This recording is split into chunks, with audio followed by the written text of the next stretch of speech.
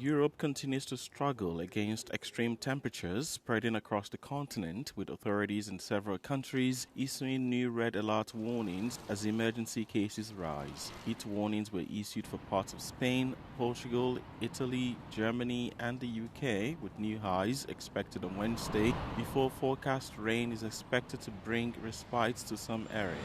2 people died on Tuesday in a wildfire in Spain's Catalonia region, while in Madrid, many residents struggle to cope.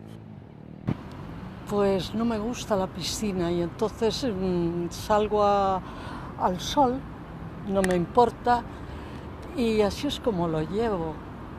Y beber mucho agua, por supuesto, y cuidarte un poco, ¿no? In Rome, Italy's capital, people struggled to cope with the heat on Tuesday as temperatures rose above 40 degrees Celsius. Tourists dunked their hands, arms and faces into Rome's ubiquitous fountains and snacked on gelato as they tried to keep cool. Italy's health ministry put out red alert heat warnings for 17 cities, including Rome, Florence, Turin and Milan. Allora, la Protezione Civile di Roma Capitale in questo momento sta mettendo in atto un'azione chiaramente per le ondate di calore previste anche dal piano della Protezione Civile, quindi effettuiamo delle distribuzioni di acqua, di assistenza alla popolazione. In France, soaring temperatures this week have exposed how Paris's storied architecture and dense urban canyons trap and radiate heat long after sunset, putting vulnerable populations at risk. Further vulnerability factors include an aging population and poorly insulated 19th century apartment blocks. Scientists have linked the rising frequency and intensity of extreme weather to climate change. They also warn that such extreme weather events are becoming increasingly common, in particular across Europe's southern regions.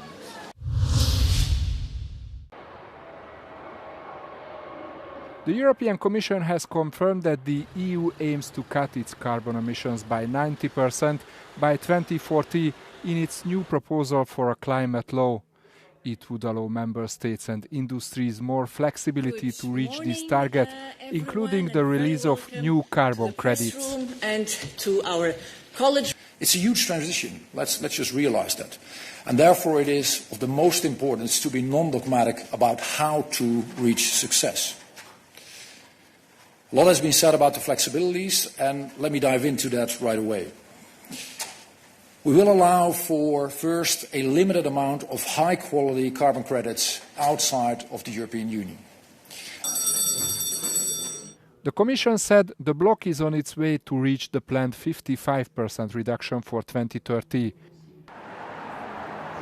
But environmentalists say the EU is not fully following the recommendations of its scientific advisory board with the new proposals.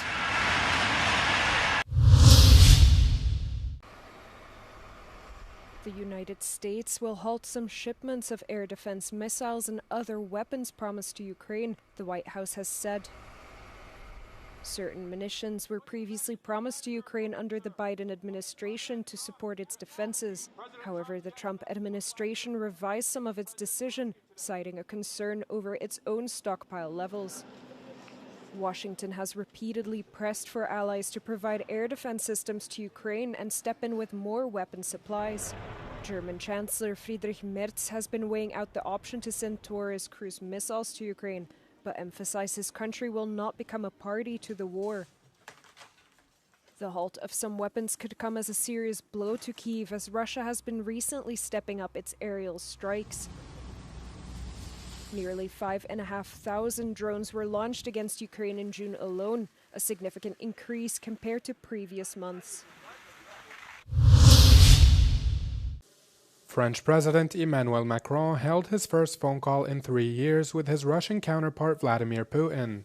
The Élysée Palace said in a statement that the call lasted 2 hours and that Macron had called for a ceasefire and the opening of negotiations to end the conflict. The Kremlin described the call as substantial, adding that Putin reiterated to his French counterpart that the war in Ukraine was a direct consequence of the West's actions. Putin told Macron that the West had ignored Russia's security interests, leaving them no option but to wage war. He also noted that any peace deal between Moscow and Kyiv should be comprehensive and long-term and be based on, quote, new territorial realities. The Russian leader had previously said that Ukraine must accept territorial concessions as part of any peace agreement.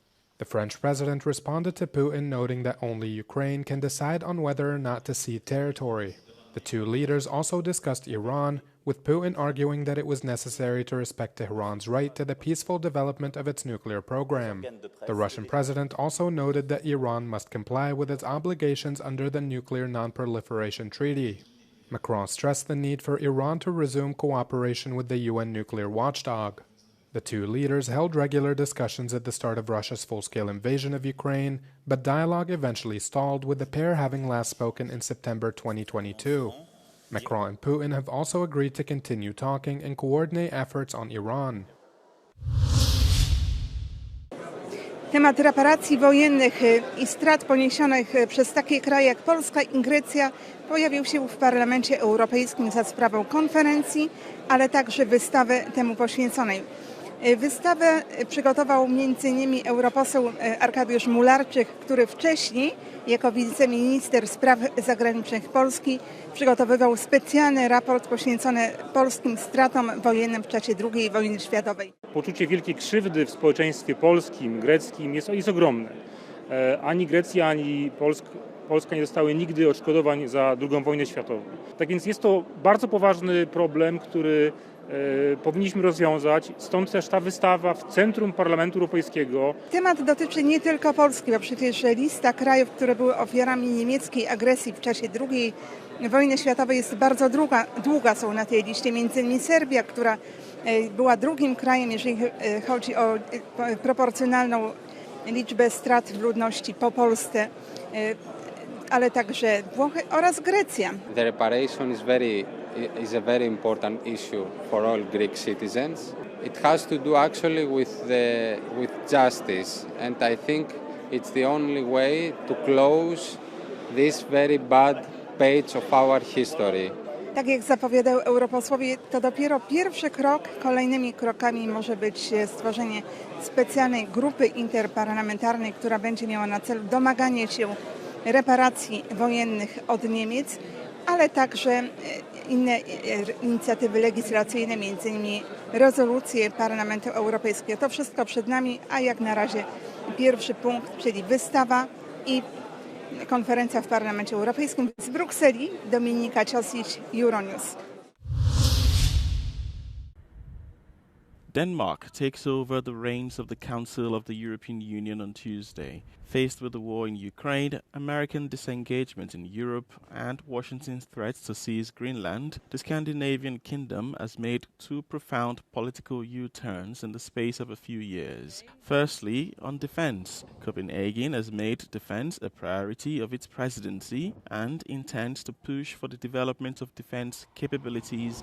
Denmark should therefore be in favor of increased spending, a revolutionary move given that Denmark has refused to commit to defense cooperation since 1993. So the sense of urgency which Denmark can convey, given its individual experience of having this 180-degree change from being very critical when it comes to EU in the area of security and defense and now being a frontrunner, gives them an added push when it comes to this issue.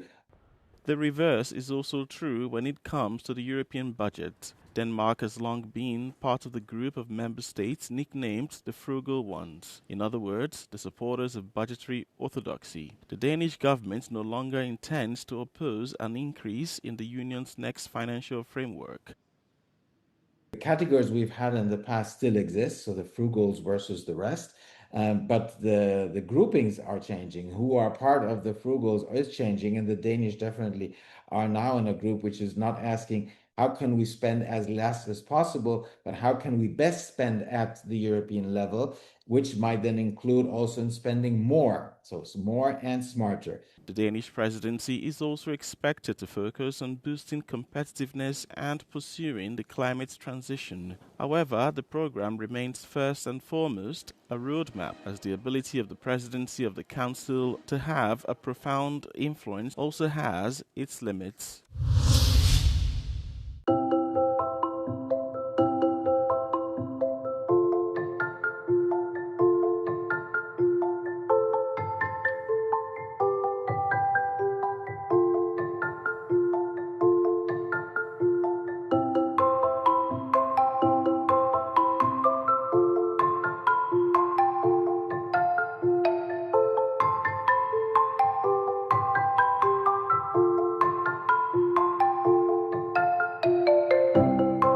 μας είναι μια ιστορική μέρα, γιατί μπορέσαμε και ξανανοίξαμε το Αρχαιολογικό Μουσείο Θήρας μετά από αρκετά χρόνια και το ανοίγουμε ανακαινίζοντας πλήρως ένα πολύ σημαντικό κτίριο αρχιτεκτονικά, ένα σημαντικό δείγμα του μοντερνισμού σχεδιασμένο από τον Κωνσταντίνο Δεκαβάλα μετά τους καταστροφικούς σεισμούς του 1956.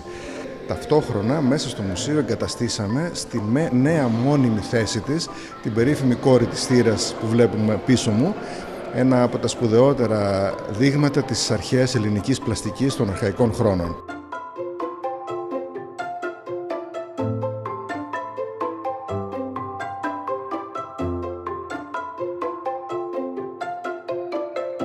Έχουμε τα ίδια αντικείμενα, το ίδιο αφήγημα, αλλά ο χώρος του μουσείου, η αρχιτεκτονική του, ο φωτισμός του, αυτή η ιστορία που κουβαλάει και το ίδιο το κτίριο και ο διάλογος που έχει και με την καλντέρα και με το κυκλαδίτικο φως, για να πούμε και κάτι αρκετά κοινότοπο, διαμόρφωσαν την έκθεση εντελώς διαφορετικά.